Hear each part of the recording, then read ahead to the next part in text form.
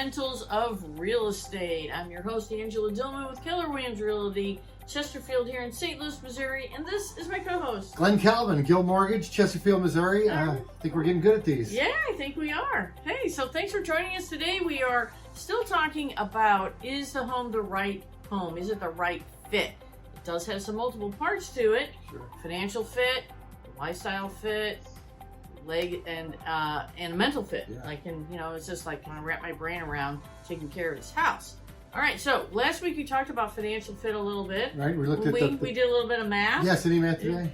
No math today. I don't need these. Okay, doesn't need no it. glasses, because we're not doing no any mental math today, I'm just saying. Okay, so there's a fun part of finding the right home. What's the fun part? Well, I think just the hunt, the search, going out there and looking at the different neighborhoods and all that. It really can be a lot of fun. And it's fun. Yeah. And sometimes addicting even when you're looking online. And it's really fun. So how do I tell it's the right financial fit?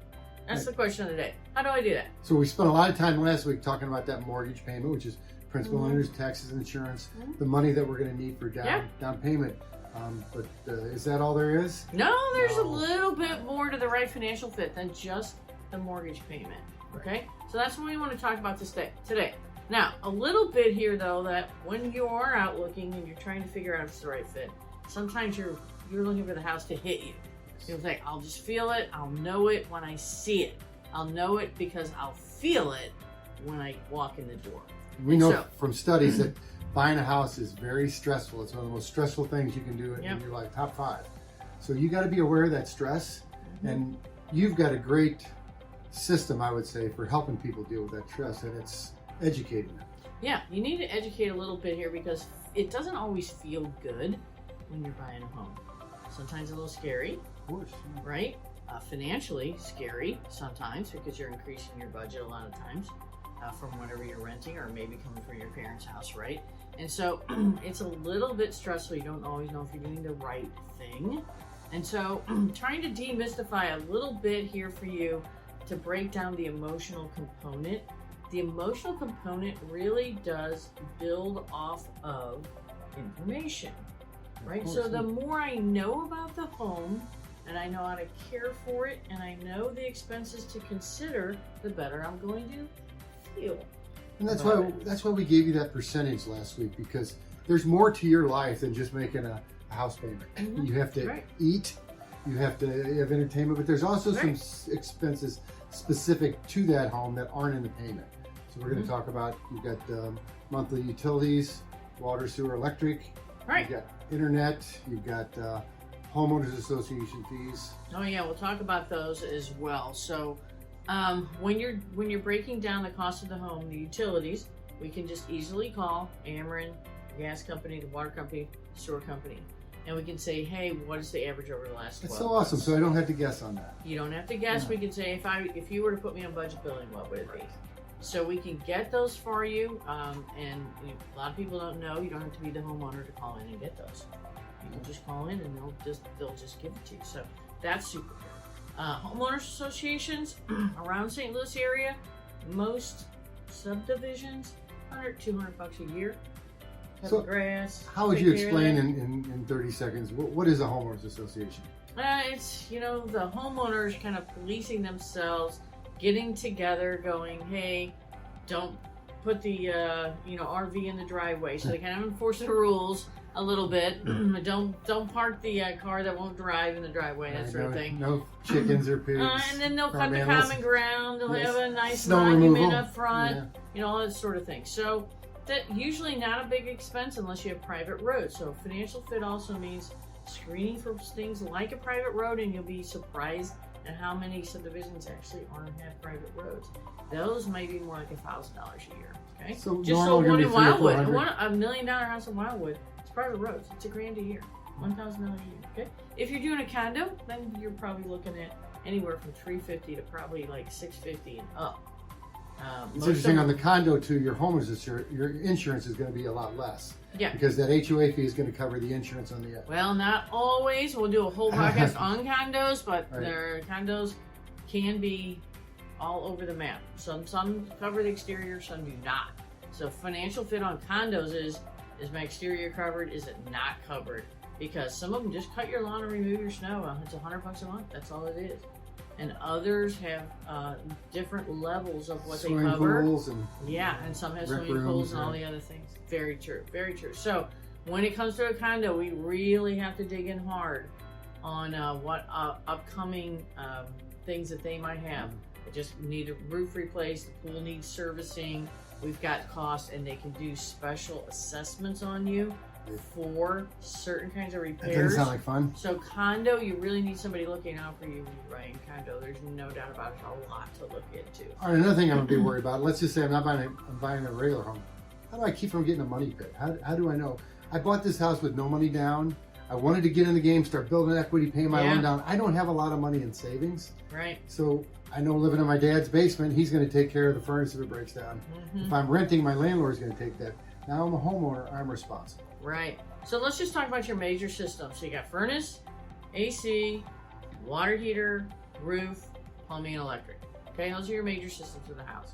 Now, first of all, you're going to have it inspected. Yeah, but tell me about that inspection. There's a disclosure that the seller's going to give you. The disclosure will give you the age of the roof. That doesn't give you the age of anything else, unfortunately, yet. Not here in St. Louis, anyway. So here in St. Louis, it's just like, yeah, I have a furnace and it's gas or it's electric. That's all I tell you. And those furnaces they build today, they don't last for 20, 25 years. No, the building inspectors will tell you about 15 years. 15 years about the life on furnaces and ACs, although you can get more out of them if you take good care of them.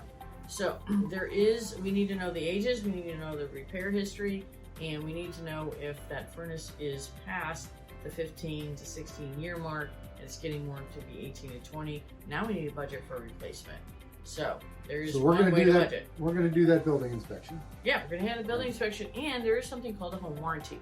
Home warranties will cover you for furnace, ACs, water heaters, your stove, your dishwasher, your refrigerator if you buy the house from that, a little electric, ceiling fans, washers and dryers if they're purchased with the home. You pay like $75, they come out, they send somebody out. That's a deductible, right? That's a deductible. Right. They send somebody out and they repair what's going on. So the homeowner warranty covers you for 12 months and you can renew it every year. I think you're really good about people like we talked about that are buying this house that don't have a lot of money in reserve, don't have a lot of savings. That's a great way to hedge against having to deal with an unexpected expense and having to put in my credit card or whatever, is to get one of these home warranties. Yeah, $650, $700. Seller can pay it. You can pay it if you can't get the seller to pay it. So it's a great option. Now, the other thing we want to do is we do want to screen for a money pit. Yes. Now, one of my philosophies on buying a home is do not buy someone else's problem. Okay? You may love the home, but they've got a structural issue that they've either already dealt with, but we can see that either it's going to be damage you financially in the you're future. talking about the foundation. I'm talking about foundations particularly. There's different kinds of structural repairs that are done for a home, and depending on when they were done, let's just say you had a crack in the foundation. Very common in St. Louis. Concrete basements around here, poured. Sometimes they're stone block.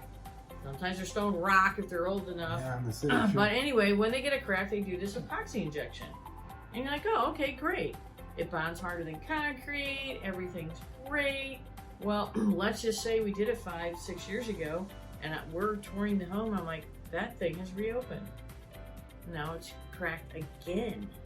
Okay, so now is that something the building inspector is going to discover? They are going to discover it, and there's all different kinds of structural repairs. Epoxy injections, carbon fibering, the big iron columns that they put up and attach them to your floor joists, dead men that they put out into the yard, piering. There's a lot of different kinds. So there are cracks that, hey, this is so common. The rebar that's put into the walls, really too kind of close to the wall and does a little vertical crack across, not a big deal. Not a big deal. We don't want you to get scared and not take advantage of an opportunity over small cracks, right? So we can tell the difference, like, hey, this is probably not a big deal. We're definitely going to have someone look at it. What are some other things besides that? Some other things, when you're looking at water repairs, right? There are repairs. Roof, oh my gosh! So we leaky also basement. screen for the way the ground is graded around the house. The inspector does that, or we do it when we first see it, and then inspectors do it, and then we have waterproofers that come out and do it. There are houses that the grading of the home is not great for it, and you're going to have water issues. Or they did a repair. One of the repairs that it's like, oh my God, don't buy a house if it has this. And that is, they'll do this waterproofing, and then they'll put this white sheeting on the wall, and it runs from the top to the bottom, and you can't see the walls anymore. You're trying to hide your problems. The theory is, hey, if the wall leaks, it'll just go behind the little white paper, and it'll just go down into this drain tile system and this sump pump bucket, and then boom, it'll go outside. I'm like, you cannot allow your walls to continue to leak. They will continue to break, and the more they break, the more expensive the repair. Tens of thousands of dollars. I kid you not. You cannot buy a house that has walls that have been covered purposefully in this manner. So I'm going to get the building inspection is going to keep me from getting into the money pit. Yeah, my gosh. Are there any other issues that maybe the building inspection wouldn't show up? That would.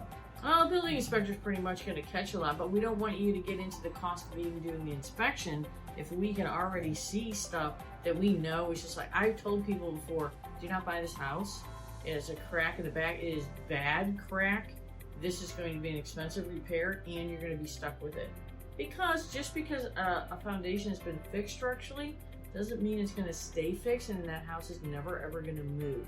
So even though I like the school district, I like the floor plan, I like the neighborhood, you're going to say, let's stay away from this one because we don't want to get to a spot to where the home warranty guy isn't returning my phone calls, and I've got a $20,000 repair. And it happens. It does happen, and we try to do our best to make sure that you're not buying a money pit and you're buying a really good, solid home. Having that screening so that you never even have to spend the money. Because if you have an inspector out, you gotta pay him. Whether you buy the house or not. You have the appraiser out, you gotta pay him. Yep, right. Right? Whether you buy clothes on the house or not. So you're now spending your money. I got my budget. I've got my other expenses. I'm starting to feel good. Now I want to go out. We're starting the search process. Now I'm talking about my lifestyle. Yeah, now we'll talk about lifestyle next week. Yeah, we're already done. Yeah, we're getting into that, right? But so financial fit, the cost of utilities, the cost of maintenance, mortgage payment, the future cost of maintaining the home, and then not buying a money pit. Very, very important.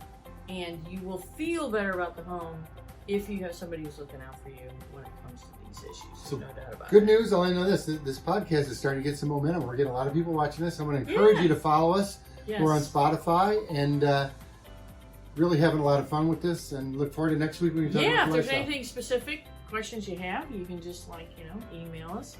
I'm adillmon@kw.com. I'm pretty easy. Yeah, and I'm Glen, Calvin at Guild.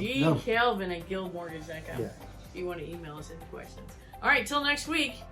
When we talk about lifestyle, take a look at your budget and make sure that the home is a good financial fit. Talk to you then.